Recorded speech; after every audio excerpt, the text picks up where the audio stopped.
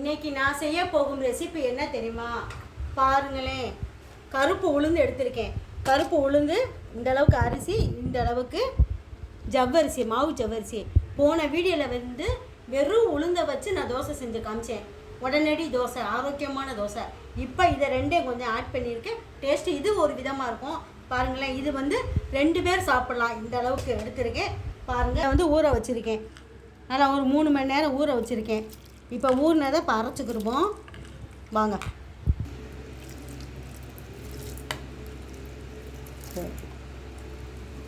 பட்டி ஃபுல்லாக காமிக்கணும். நேரியலே இந்த அரைச்ச மாவு இந்த பதத்தில் வச்சுருக்கேன். இதோட கட் பண்ணி வச்சுருக்கேன் வெங்காயத்தை போட்டு சேர்க்குறேன், கருவேப்பிலையை சேர்க்குறேன். இது வந்து சீரகப்பொடி, மிளகு பொடி, உப்பு, இது எல்லாத்தையும் கலந்து தோசை போடுவோம். இதில் விரைட்டு இப்போ நம்ம கரைச்சி வச்சுருக்க ரெடி பண்ணி வச்சுருக்க மாவை ஊற்றுவோம். இது தோசை மாதிரி பெரிய சைஸாக எடுக்காமல் கொஞ்சம் நார்மலாக இந்த சைஸ் ஊற்றுங்க. அப்போ நமக்கு சாப்பிட்றப்ப நல்லாயிருக்கும். தோசை மாதிரி தெரியாது.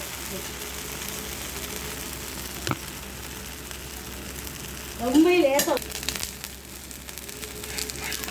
ஒரு சைடு வெந்துருச்சு, அடுத்த பக்கம் கரைச்சி போடுவோம். தோசை ரெடி ஆயிடுச்சு. நேர்களே, நம்மளுடைய உளுந்தந்தோசை ரெடி ஆயிடுச்சு. இந்த தோசை வந்து அவ்வளோ டேஸ்ட்டாக இருக்கும். வெறுமனை கூட சாப்பிட்டுக்கலாம். இல்லாட்டினா உங்களுக்கு விருப்பப்பட்டீங்கன்னா தேங்காய் சட்னி, தக்காளி சட்னி வச்சு சாப்பிடலாம். இது 2 தோசை சாப்பிட்டு ஒரு டம்ளர் வர காப்பி குடித்தா போதுங்க. டைட் கண்ட்ரோலில் இருக்கவங்களுக்கு ரொம்ப பெஸ்ட்டானது. வயிறு கம்முன்னு இருக்கும், பசியே எடுக்காது. நீங்கள் 11 மணி போல் டீ குடிக்க நினச்சா கூட டீ வேணான்ற தோணும். அந்தளவுக்கு இது வந்து நல்லா எனர்ஜியாக இருக்கும். வயிறு கம்முன்னு இருக்கும், பசி தாங்கும். டயட்டில் உள்ளவங்களுக்கு ரொம்ப சிறந்தது. நீங்களும் இதை செஞ்சு பாருங்கள். செஞ்சு பார்த்துட்டு ஆன்ட்டிக்கு லைக் பண்ணுங்கள், சப்ஸ்கிரைப் பண்ணுங்கள். நன்றி, வணக்கம், பாய் பாய்.